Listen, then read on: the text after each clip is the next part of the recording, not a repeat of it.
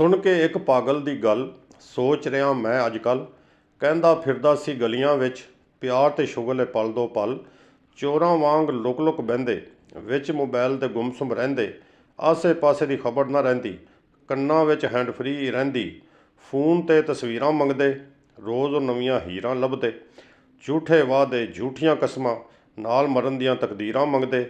ਪਹਿਲੇ ਇਸ਼ਕ ਦੀ ਖੇਡ ਰਚਾਉਂਦੇ, ਮੁਹੱਬਤ ਦੇ ਜਾਲ ਵਿੱਚ ਫਸਾਉਂਦੇ।